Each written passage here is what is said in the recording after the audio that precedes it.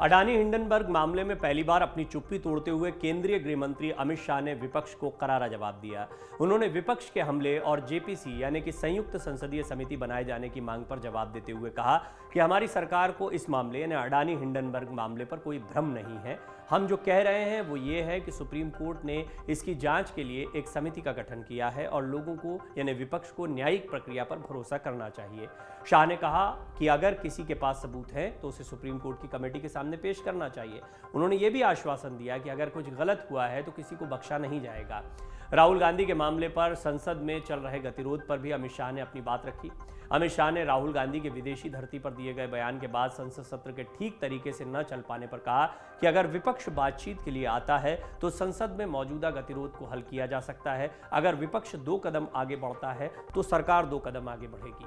शाह ने यह भी कहा कि कुछ ऐसे मुद्दे हैं जो राजनीति से ऊपर हैं और यहां तक कि पूर्व प्रधानमंत्री इंदिरा गांधी ने भी विदेशी जमीन पर घरेलू राजनीति पर चर्चा करने से इनकार कर दिया था। आपको याद होगा राहुल गांधी जब यहां पर पत्रकारों से बातचीत कर रहे थे लंदन में, तो एक पुराने जानकार ने यह भी कहा था कि इंदिरा गांधी को मैं अपनी बड़ी बहन की तरह मानता हूं और आपका शुभ चिंतक होने के नाते कहना चाहता हूं कि जिस तरीके से आपकी दादी ने परहेज किया था विदेशी धरती पर देश के आंतरिक मामलों पर कुछ बोलने से, जब उनसे मोरारजी देसाई पर जेल में बंद होने पर सवाल पूछा गया था, उसी तरह आपको भी विदेशी धरती पर ये बातें नहीं कहनी चाहिए। इसकी जमकर आलोचना हो रही है।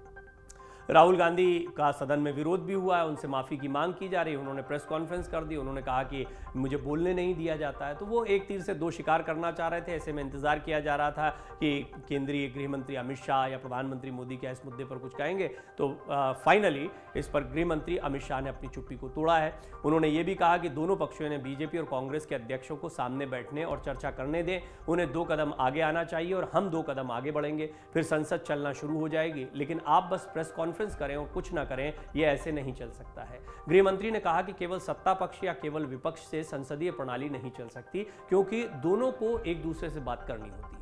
संसद सत्र के दौरान और इससे ठीक पहले विपक्ष के बड़े नेताओं के यहां पड़े ईडी सीबीआई के छापे पर भी अमित शाह ने कांग्रेस को घेरा। उन्होंने तो इन तमाम कार्रवाइयों को भी कांग्रेस से जोड़कर अपना जवाब दिया है।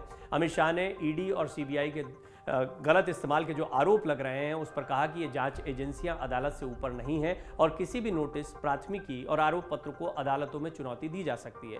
उन्होंने कहा कि अदालत जाने के बजाय वो यानी विपक्ष बाहर क्यों चिल्ला रहे हैं।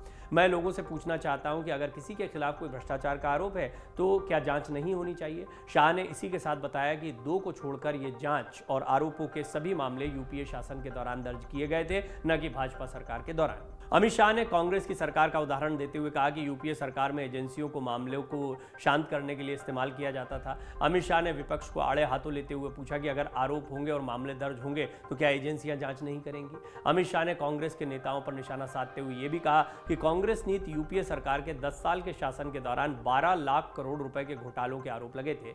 तब सरकार ने स्थिति को शांत करने के लिए सीबीआई के माध्यम से मामला दर्ज किया था।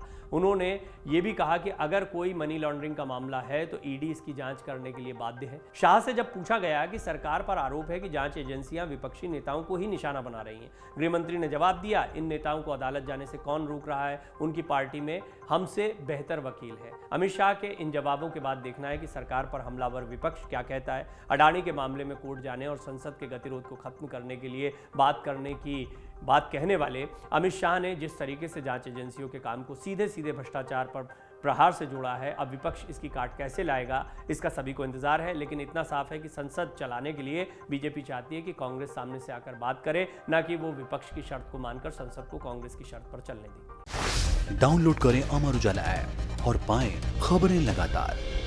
अगर आप ये वीडियो YouTube पर देख रहे हैं तो हमारे चैनल को सब्सक्राइब करें और बेल आइकन को दबाना ना भूलें। अगर आप Facebook पर ये वीडियो देख रहे हैं तो हमारे पेज को लाइक करें।